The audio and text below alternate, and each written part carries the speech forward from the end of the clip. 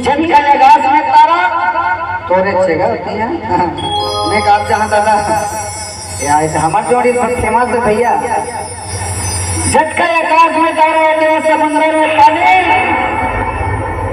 ओके से बीजा ना माया कहता तोला मोर कल्याणी तोला वो कल्याणी ऐसे जाने दो कच्चा माया कथा तेला अरे दूर दूर में आसार सावन मांग दूसरा अरे दूर दूर में आसार सावन मांग दूसरा तेरे रंगना गहना हर मन मोहने तोरे माया मखो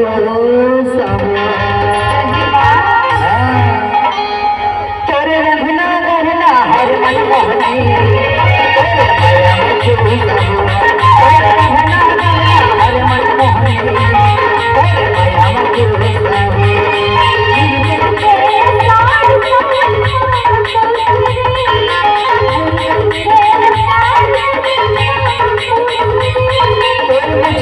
गहना हर मन मोहने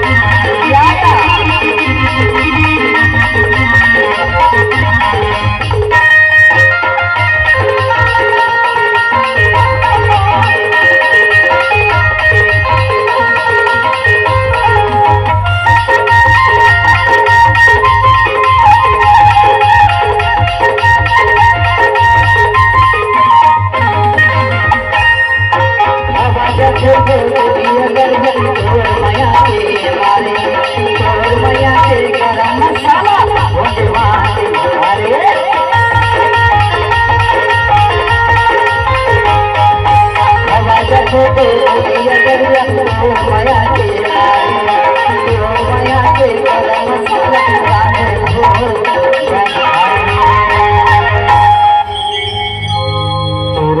पानी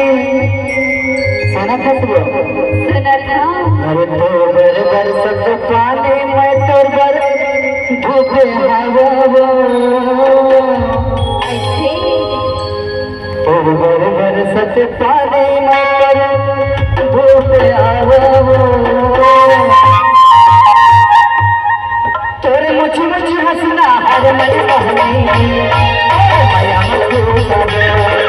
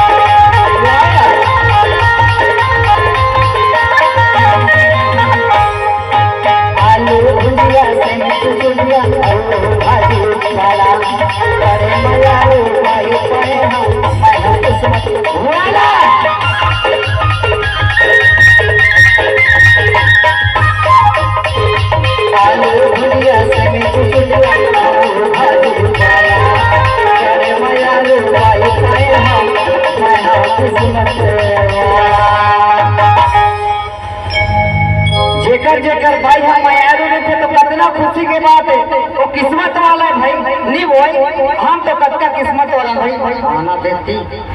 हमार कटका बढ़िया किस्मत हमार दोनों जन संगे संगे जवान बढ़िया किस्मत के बाद भाई मयारू अपन मयारू कितना खुशी लाते है भाई तुम मार के मयारू दोनों जन आओ ना कितना किस्मत के बात है फिर हमारा ढोलक वाला के नहीं बने ओमन के बिल्कुल नहीं बने दोनों कर गोसेंगो से भारी झगड़ा होता है और आर्गन वाला के ताऊ फूटे आंखें भाई तभी दे दिया घर में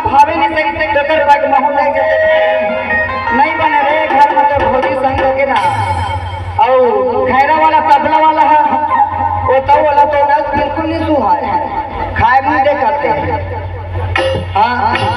रात के दो दो इला पीड़ते हाँ मान लेते ना वही हाँ मान लेते कितना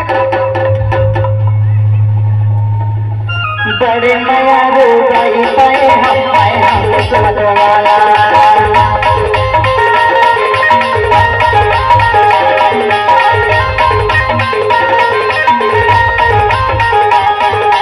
आलू भुजिया से मिठ छुटिया सारे भाजी खाला बड़े नया रो गई पाए मैं किस्मत वाला देवते रहे माया मोला देवते रहे ऐसे माया मोला मत कल छुप हावो देवते रहे माया मोला मत कल छुप हावो तेरे मुझ हंसना हर मन मोहनी तेरे मुझ हंसना हर मन मोहनी तेरे सार सार मांग को सार सार मांग को